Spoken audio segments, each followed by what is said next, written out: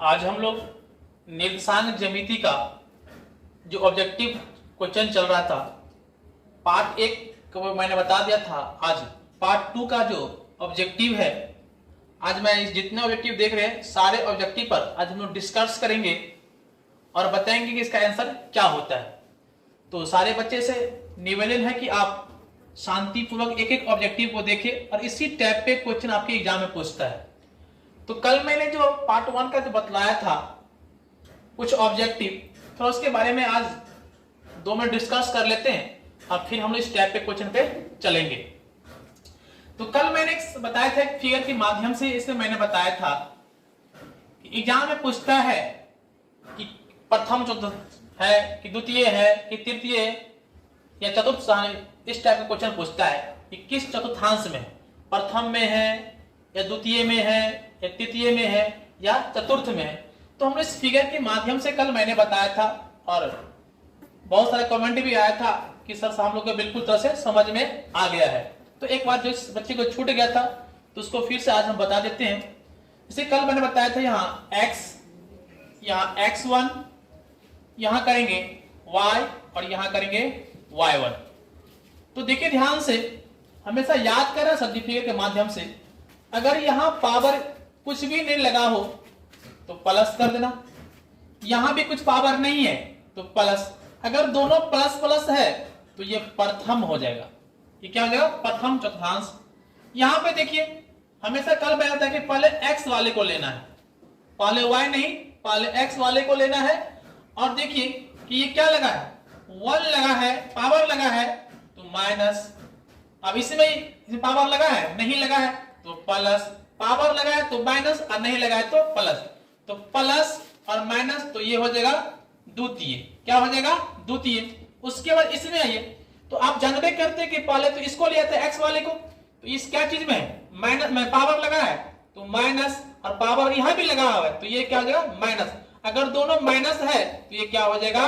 तृतीय। क्या हो जाएगा? तृतीय। उसके बाद इसमें आइए, यहां पर देखो कि ये क्या चीज में है, पावर नहीं लगा है तो प्लस, और यहाँ पावर लगा है तो माइनस, तो ये क्या हो जाएगा?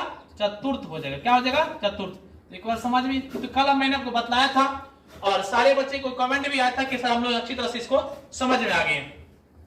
तो आज हम लोग इस टोटल सवाल जो 8 गो सवाल है और 2 गो अंत में आपको और बताएंगे और इसमें हम लोग डिस्कस करेंगे अभी कि कैसे इसका आंसर हो जाता है और इसी टाइप से आपका ऑब्जेक्टिव पूछेगा। मैं उम्मीद करता हूं कि टोटल बच्चे को ये समझ में आ जाएगा।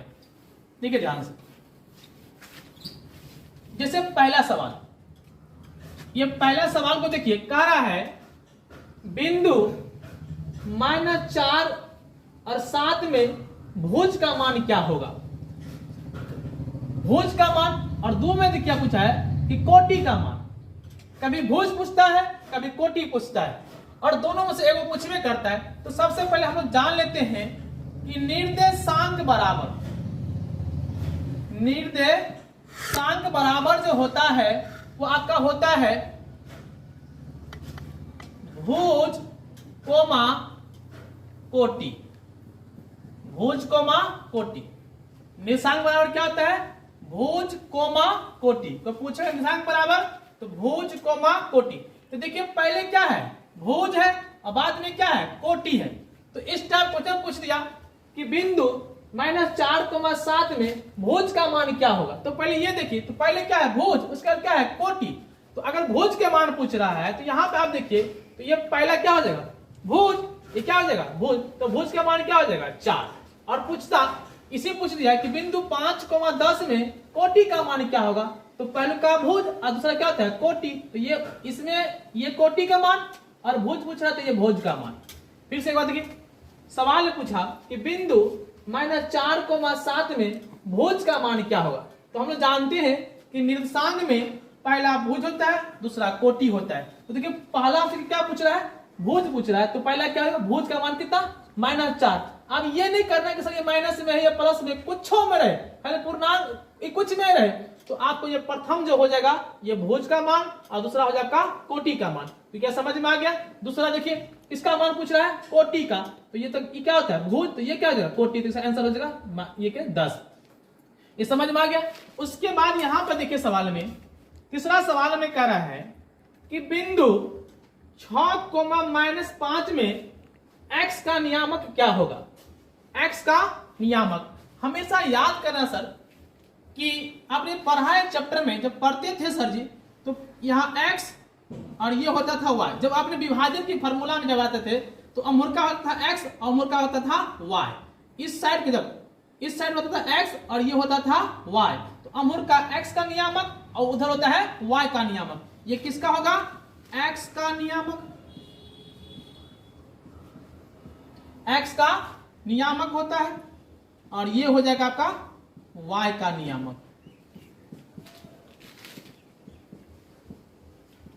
अमूर का x का, उधर y का। तो हमसे किसका पूछ रहा है कि बिंदु 6,-5 में x का नियामक। तो अब ही बताइए कि अमूर का किसका होता है? x का, उधर क्या होता है? y का। तो x का पूछ रहा है तो ये किसका होगा? x का नियामक। ये किसका हो जाएगा? x का नियामक। और पूछता कि y का, तो ये कितना होता?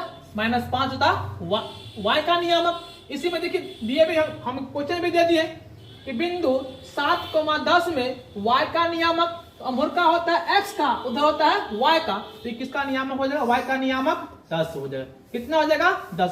कोई भी आपसे पूछ देगा कि मानिए कि पूछेगा कि -15,10 में x का नियामक,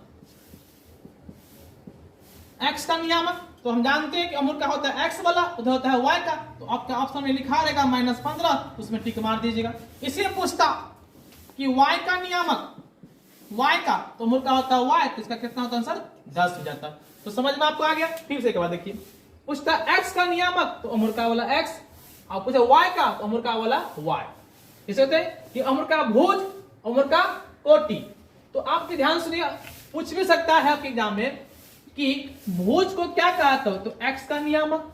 और कोटि को क्या कहता है? y का नियामक। या x को नियामक को, x के नियामक को क्या कहते हैं? तो भुज कहते हैं। और y के नियामक को क्या कहते हैं? कोटि कहते हैं। फिर देखिए, x का नियामक को क्या कहते हैं? भुज कहते हैं। और y के नियामक को कोटि कहते हैं। फिर यहां पर देखिए, समझ में आपको आ गया।